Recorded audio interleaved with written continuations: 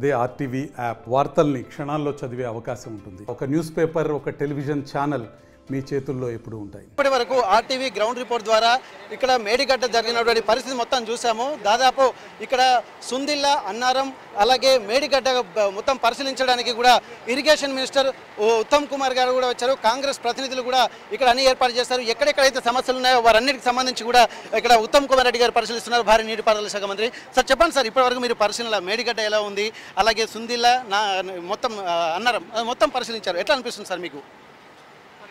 ఇప్పుడు మీకు తెలుసు కదా, national Dam Safety Authority NDSA వాళ్ళు రికమెండ్ చేసిన ఇంటరిమ్ మెజర్స్, ఆ పనులు పురోగతి రివ్యూ చేయడానికి నేను రావడం జరిగింది. సరే, కొంతమేరకు పర్వాలేదు, కానీ కొన్ని చోట్ల ఇంకా వేగవంతంగా చేయాలి, సీరియస్ చేయాలని చెప్పి నేను ఆలోచన. ఇప్పుడు నేను పరిశీలన చేసిపోయి రేపు పోయి హైదరాబాద్లో మళ్ళీ రివ్యూ పెట్టి నెక్స్ట్ స్టెప్స్ తీసుకుంటాం. సార్, ఇవి ఇప్పుడు తాత్కాలిక మరమ్మతులు అనుకోవచ్చా, లేకుంటే శాశ్వత? ఎందుకంటే వర్షాకాలంలో ఉంది, మనకు టైం లేదు వాస్తవానికి. ఇప్పుడు దీనికి పర్మనెంట్ సొల్యూషన్స్ ఏం ప్లాన్ చేసుకుంటున్నారు sir? National Dam Safety Authority NDSA ఏ చెప్తే చేస్తాం. షార్ట్ టర్మ్ మెజర్స్ కానీ లాంగ్ టర్మ్ మెజర్స్ కానీ వారి సలహా మేరకి మేము పోతాం.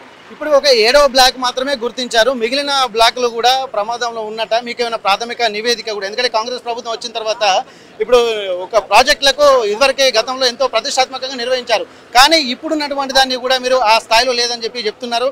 కానీ ఇప్పుడు ఒక 7వ బ్లాక్ సంబంధించిన పనులు మాత్రమే నడుస్తున్నాయి, ఇంకా మిగిలిన ఏమైనా గుర్తించారా? ఎవరు ప్రతిష్టాత్మకంగా ఎవరు ప్రతిష్ట కాదు బ్రదర్. సార్, అంటే లక్షల కోట్లు తీసుకొచ్చి కూలగొట్టిన వాళ్ళు ప్రతిష్టాత్మక కాంగ్రెస్ గవర్నమెంట్ నాగార్జున సాగర్ కానీ ఇటువంటి అప్పుడు సార్ గతంలో కాంగ్రెస్ కడితే నాగార్జున సాగర్ కట్టిండ్రు, శ్రీశైలం కట్టిండ్రు. ఓకే, అటువంటి 100 ఏండ్లు ఉండే ప్రాజెక్టులు కట్టిండ్రు. ఓకే, ఇప్పుడు వీళ్ళు కట్టింది ఏముంది, ఏం లేదు. ఇదంతా చూద్దాం, ముందుకు పోయి చూద్దాం.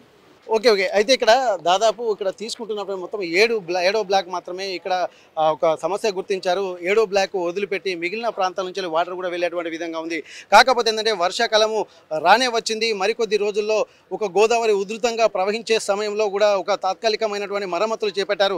వీలంత త్వరగా దిద్దుబాటు చర్యలు అయితే కొంత రాష్ట్ర ప్రభుత్వం తీసుకుంది.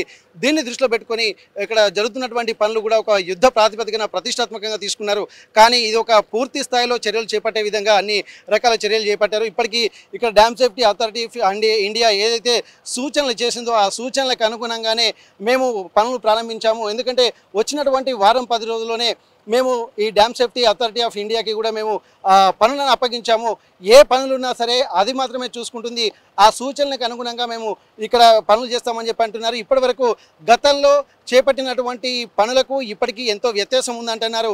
కానీ ఇది కూడా ప్రతిష్టాత్మకంగా తీసుకుంటున్నటువంటి నేపథ్యంలో ఇప్పుడు వర్షాకాలం పూర్తి కాకముందుకి ఒక తాత్కాలికంగా మాత్రం ఇప్పటివరకు చేస్తాము. ఒకవేళ వరద ఉధృతి వస్తే పనులు నిలిపివేసి తర్వాత కూడా ఈ ప్రతిష్టాత్మకంగా నిర్వహిస్తామని అనుకున్నటువంటివి కొన్ని ఇబ్బందులు తలెత్తినప్పటికీ కూడా మొత్తం ప్రజలకు ఉపయోగపడే విధంగా తమ ప్రభుత్వం అన్ని చర్యలు తీసుకుంటుందని చెప్పి ఇక్కడ ఉత్తమ్ కుమార్ రెడ్డి చెప్తున్నారు. మేడిగడ్డ నుండి కెమెరా పర్సన్ రాజుతో వెంకటరత్నం, ఆర్టీవీ వరంగల్. మరిన్ని వీడియోస్ కోసం ఛానల్ ని సబ్స్క్రైబ్ చేయండి, లేటెస్ట్ అప్డేట్స్ కోసం వాట్సాప్ ఛానల్ ని ఫాలో చేయండి, అండ్ లింక్ డిస్క్రిప్షన్ లో ఉంది.